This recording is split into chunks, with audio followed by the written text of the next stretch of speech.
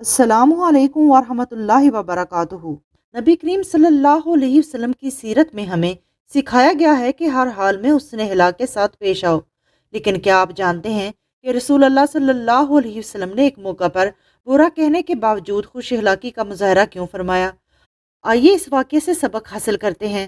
رسول اللہ صلی اللہ علیہ وسلم سے ایک شخص نے اندر آنے کی اجازت چاہی۔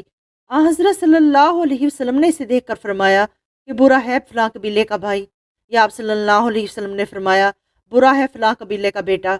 پھر جب وہ حضرت صلی اللہ علیہ وسلم کے پاس آ بیٹھا تو آپ اس کے ساتھ بہت خوش خلقی کے ساتھ پیش آئے۔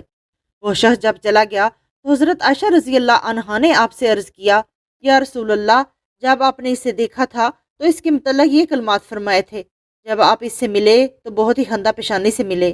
حضرت صلی اللہ علیہ وسلم نے فرمایا کہ عائشہ، تم نے مجھے بدگو کب پایا؟ اللہ کے ہاں قیامت کے دن وہ لوگ بدترین ہوں گے جن کے شر کے ڈر سے لوگ اس سے ملنا چھوڑ دیں۔ صحیح بخاری حدیث نمبر 6032۔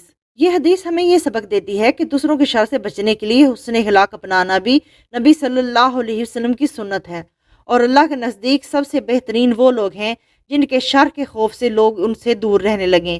اللہ ہمیں اچھے اخلاق اپنانے کی توفیق عطا فرمائے، آمین۔